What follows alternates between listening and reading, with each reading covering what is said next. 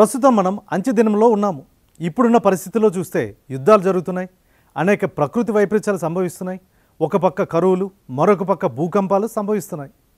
ఒక్క మాటలో చెప్పాలంటే ప్రభువు చెప్పిన రాకడ గుర్తులన్నీ ఇప్పుడు నెరవేరుతున్నాయి. మన గృహం భూగ్రహం అనే కార్యక్రమానికి స్వాగతం. ఈ రోజుల్లో టెలివిజన్ ద్వారా, ఇంటర్నెట్ ద్వారా, మన చేతులున్న సెల్ ఫోన్ల ద్వారా కూడా దేవుని వాక్యం అందరికీ అందుబాటులోనే ఉంది. చేతిలో సెల్ ఫోన్ లేదా ఇంటర్నెట్ ఉన్నప్పటికీ దేవుని వాక్యాన్ని విన్నా వినకపోయినా, దేవుని వాక్యాన్ని చూసినా చూడకుండా స్క్రోల్ చేసినా దేవుని సువార్త ప్రకటించబడుతూనే ఉంది. ఒక్క మాటలో చెప్పాలంటే ఈ రోజుల్లో సువార్త లోకమంతటా ప్రకటించబడుతూనే ఉంది. మనము ప్రస్తుతం ఎలాంటి పరిస్థితుల్లో ఉన్నప్పటికీ పరిశుద్ధాత్మ దేవుని కార్యాలు మనం చూస్తూనే ఉన్నాము. మనలో విశ్వాసులు ఎవరో అవిశ్వాసులు ఎవరో మనకు తెలుస్తూనే ఉంది.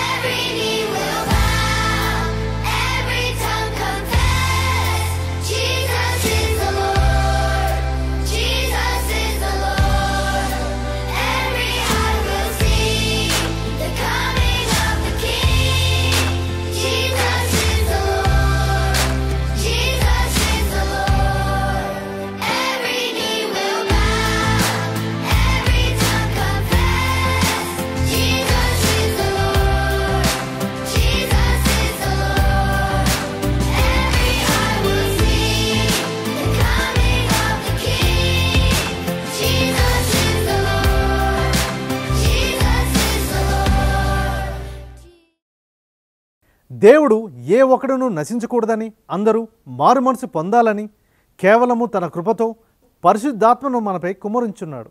ఇప్పుడే మనల్ని మనం ప్రభువునకు లోబడి ఆయన మార్గంలో జీవించాల్సిన సమయం కూడా వచ్చేసింది. దేవుని డబ్బును దేవునికి ఇవ్వకపోగా ఎవరో ఇచ్చిన దేవుని డబ్బుని దొంగిలించుట మరెంతో భయంకరం. దేవుని డబ్బుని నీ చేతిలో ఉన్నప్పుడు అది నీ సొంత డబ్బు కంటే జాగ్రత్తగా వాడాలని జ్ఞాపకం ఉంచుకోవాలి. దేవుని డబ్బు విషయంలో నిజాయితీగా ఉండలేనివాడు మరి ఏ విషయంలో కూడా నిజాయితీపరుడిగా ఉండలేడు. ఈ రోజుల్లో డబ్బు మీద అధికారులుగా ఉన్నవారు అన్యాయము, మోసంతో, స్వార్థంతో తప్పుడు లెక్కలు చూపించి తమ ఇల్లు నింపుకుంటేవారు చాలామంది ఉన్నారు. ఈ రోజుల్లో అనేక మందిని మన నాయకులు దేవుని డబ్బును వృధా చేయడం, దుబారాగా ఖర్చు పెట్టడం చూస్తూనే ఉన్నాం. అయితే డబ్బు కొరకు యేసు ప్రభువును అప్పగించిన యూదా అంతం మనకు తెలిసిందే కదా.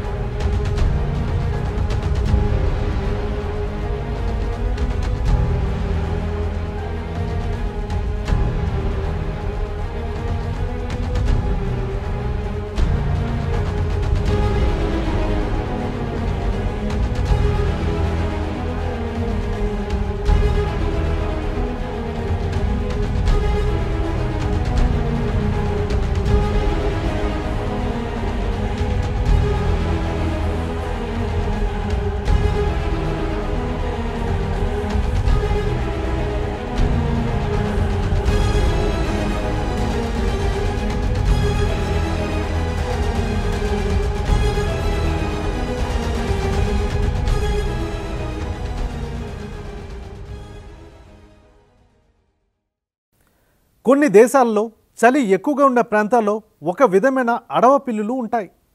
అవి చాలా అల్పమైన జంతువులు. వాటికి తెల్లన బొచ్చు కలిగి ఎంతో అందంగా ఉంటాయి. అవి ఎప్పటికీ ఎటువంటి మలినంను తనకు అంటించుకోవడానికి ఇష్టపడవు. తమ శరీరాన్ని చాలా పరిశుభ్రంగా ఉంచుకుంటాయి. వేటగాళ్ళు వాటిని అతి సులభంగా పట్టుకుంటారు. ఎలా అంటే వాళ్ళు అడవి పిల్లులు దాగి ఉండే బొరియల వద్ద నుండి అవి బయటికి వచ్చే వరకు వెయిట్ చేస్తూనే ఉంటారు. వేటగాళ్ళు అవి బయటికి వచ్చిన తర్వాత మురికితో కూడిన బురదను తీసుకొచ్చి ఆ బొరియల దూరం వద్ద పోసి నిరీక్షించేవారు. తమ శరీరానికి మాలిన్యము అంటడం ఇష్టపడని ఆ జంతువులు వాటి బొరియల దగ్గరికి వచ్చినప్పటికీ వేటగాళ్ళను చూసి ఒక్క క్షణంలో ఆ బొరియల్లో దూరి వాటి ప్రాణాన్ని కాపాడుకోవచ్చు. కానీ తమ శరీరానికి ఆ మురికిని అంటుకోవడానికి ఇష్టపడక వేటగాళ్ళ చేతిలో చావడానికి సిద్ధపడేవి.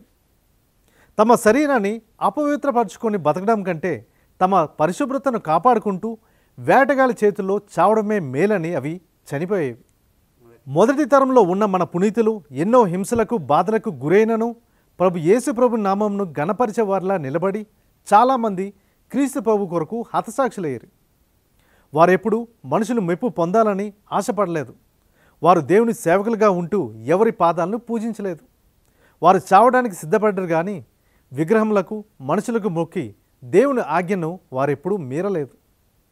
వారు ఈ లోక ఆచారాలను పాటింపక దేవుని రాజ్యాన్ని కోరుకున్నారు. క్రీస్తు ప్రభు కొరకు నష్టమును బాధను వారు భరించారు. తమ విశ్వాసానికి సాక్షిగా తమ ప్రాణాలను సైతం ప్రాణత్యాగం చేసేవారు. వారు ఆ రోజుల్లో తమ విశ్వాసాన్ని క్రీస్తు ప్రభువుకు కట్టుబడి ఉండడాన్ని ఎక్కువగా విలువైనదిగా భావించేవారు.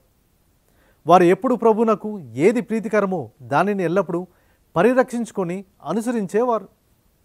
సేవకులారా సువార్తికులారా యేసయ్య కోరుకున్న శ్రామికులారా సేవకులారా సువార్తికులారా మీ మాదిరికై వందనము ఉన్నత పనికై మమ్మును పిలచిన దేవా మా కొరకై నీ ప్రాణం అర్పించితివి నీలో నిలచి ఉండుటే మా భాగ్యము నీ కొరకై జీవించెదము సేవకులారా సువార్తికులారా యేసయ్య కోరుకున్న శ్రామికులారా సేవకులారా సువార్తికులారా మీ మాదిరికై వందనము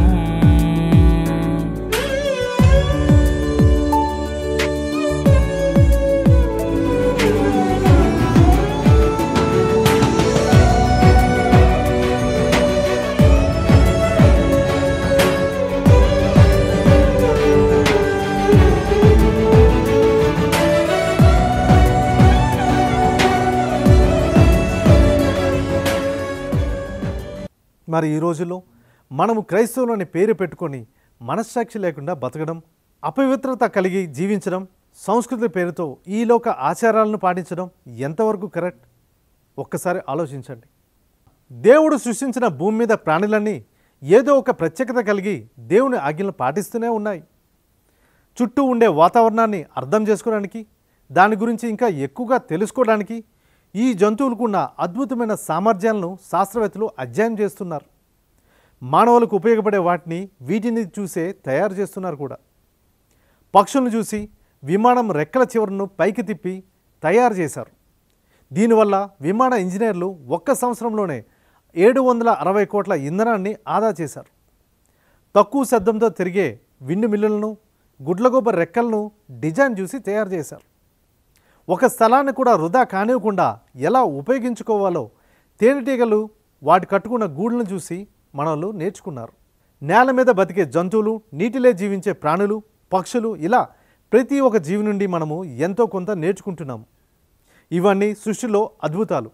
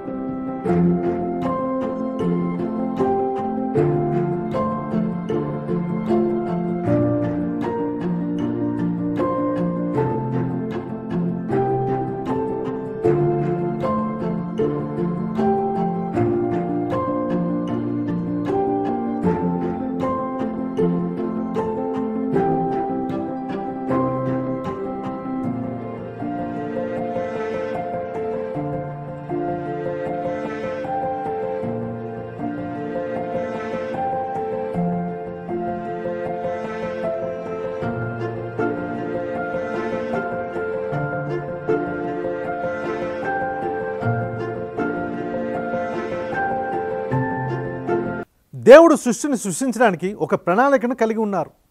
ప్రకృతిలోని అద్భుతాలను దేవుని దయాగుణానికి నిదర్శనంగా నిలుస్తుంది. సృష్టిలోని అద్భుతాలు దేవుని మహిమను తెలియజేస్తున్నాయి. మనం దేవుని అద్భుత క్రియలను గుర్తు చేసుకున్నప్పుడు మన ఆందోళనలు తగ్గుతాయి. ఎందుకంటే ఆయన మనతో ఉన్నాడనే నమ్మకం కలుగుతుంది. దేవుడు మన సృష్టికర్త అని, మనం ఆయన సృష్టిలో భాగమనే నమ్మకం మనకు కలుగుతూ ఉంది. దేవుడు మనకు జీవితం, సృష్టి, సంబంధాలు మరియు స్వేచ్ఛ వంటి వాటిని దయతో దయచేశారు. దేవుడు సృష్టించిన వాటిలో మానవులకు ప్రత్యేకమైన స్థానం ఉంది. దేవుడు మనల్ని ఎప్పటికీ విడిచిపెట్టడని, ఆయన వాగ్దానాలపై నమ్మకం ఉంచాలని బైబిల్ మనకు తెలియజేస్తుంది. భూమి పట్ల దేవుని సంకల్పం నిజంగా అద్భుతమైనది. భూమంతా సంతోషభరితమైన ఆరోగ్యవంతమైన ప్రజలతో నిండి ఉండాలని తండ్రి దేవుడు కోరుకున్నారు.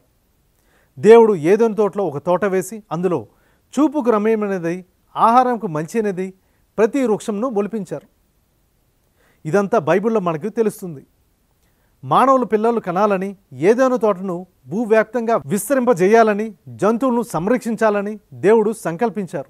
అపవాది అయిన సాతాను అబద్ధాలను, కుతంత్రాలను ఉపయోగించి ఆదాము అవ్వలను దేవునికి అవేధులుగా అయ్యేలా చేశాడు.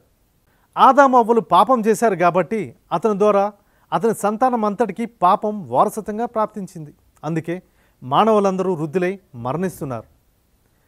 ప్రకృతిలో సంభవించే విపత్తులు గల కారణాలను కేవలం ప్రకృతిలో వెతకడం వల్ల సరికాదు. ఎందుకంటే మానవ కార్యకలాపాలు, ముఖ్యంగా పర్యావరణ విధ్వంసం, ప్రకృతి వైపరీత్యాల తీవ్రతను పెంచుతూనే ఉన్నాయి. ప్రకృతి సహజంగానే విపత్తులను కలిగిస్తుంది, కానీ మానవ చర్యల వల్ల అవి భయంకరమైన రూపాలుగా దాల్చి అపారమైన నష్టాన్ని తీసుకొస్తున్నాయి. అడవులు నరకడం, కాలుష్యం పెంచడం వంటి మానవ కార్యకలాపాలు ప్రకృతి వైపరీత్యాలకు కారణమవుతున్నాయి. మానవుల తప్పుడు కార్యక్రమాల వల్ల వాతావరణం మారి విపరీతమైన వాతావరణ సంఘటనలు చోటు చేసుకుంటున్నాయని నివేదికలు సూచిస్తున్నాయి. మానవులు అడవులను నరికివేయడం, వ్యవసాయం కోసం భూమిని చదువు చేయడం, పట్టణీకరణ మరియు పరిశ్రమల అభివృద్ధి వంటి వివిధ కారణాల వల్ల అడవులు ఇప్పటికే తగ్గిపోయాయి. అడవులు అనేక విధాలుగా మనకు సహాయపడతాయి.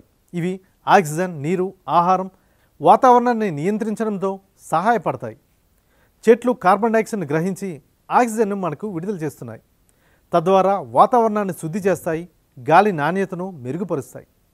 అడవులు మానవ ప్రయాణాలకు, ఒంటరితనానికి మరియు దేవునితో ప్రత్యేకమైన సంబంధాన్ని ఏర్పరచడానికి ఒక మంచి ప్రదేశంగా సూచించబడ్డాయి. ఆ రోజుల్లో మోషే అరణ్యంలో దేవునితో మాట్లాడారు మరియు ఇజ్రాయేలీల అరణ్యంలో దేవుని కోసం, దేవుని మార్గదర్శనం కోసం వెతికారు. ప్రకృతి ఒడిలో కొన్నిసార్లు కొండపైకి ఎక్కి ప్రశాంతమైన వాతావరణంలో యేసు ప్రభువారు ఏకాంత ప్రార్థనలు చేసేవారు, మోకాల ప్రార్థన కూడా చేసేవారు. దేవుడు కలిగి ఉన్న లక్షణాల గురించి మనం ధ్యానించాల్సి వస్తే మొదటగా మనం ధ్యానించాల్సింది ఆయనలో ఉన్న పరిశుద్ధత. దేవుని సృష్టిలో పావురము పవిత్రమైన పక్షి, పరిశుద్ధాత్మ గుర్తుగా ఉన్నది, సాధు స్వభావం గలది, ఎవ్వరికి ఎటువంటి హాని చేయదు. స్వరము కూడా మూలిగే తప్ప ఎప్పుడూ అరిచే స్వభావం లేదు. పరిశుద్ధత గలది, తన ముక్కుతో తన శరీరముకు అంటిన మురికిని ఎప్పటికప్పుడు శుభ్రం చేసుకుంటూనే ఉంటుంది. తనలో అశుభ్రతకు స్థానమే లేదు. అంతేకాకుండా తాను జత కట్టిన పక్షి చనిపోతే మరెన్నటికీ వేరొక పక్షితో జత కట్టదట. ఈ లోకంలో ఉన్నప్పుడు కొన్నిసార్లు మనకు తెలియకుండానే మనం పాపంలో పడిపోవచ్చు, మనకి పాపం అంటుకొనవచ్చు. అయితే దానిలో నిలిచి ఉండక ఎప్పటికప్పుడు మనల్ని మనం పరిశుద్ధపరుచుకోవాలి. తన నడకను ఒక్కసారి గమనించండి. పావురం అడుగు అడుగుకి అటు ఇటు చూస్తూ తన మార్గాన్ని పరిశీలిస్తూ ప్రతి అడుగు గమనించి వేస్తుంది. చుట్టూ ఉన్న పరిస్థితులను గమనిస్తూ తన మార్గం సరైనదేనా, సరైన మార్గంలో నడుస్తున్నానని పరిశీలించుకుంటూ నడుస్తుంది. అలాగే ఒక క్రైస్తవుడు తన మార్గాన్ని పరిశీలించుకుంటూ ప్రభు అడుగు జాడల్లో నడుస్తూ దారి తప్పిపోకుండా పరలోకం వైపు పయనించాలి. మరణం వరకు నమ్మకంగా మనం ఉండాలి. ఇది ఈ వారం మన గృహం భూగృహం విశేషాలు. చూస్తూనే ఉండండి రేడియో వాయిస్ ఆసియా తెలుగు. మీ క్రాంతి స్వరూప్.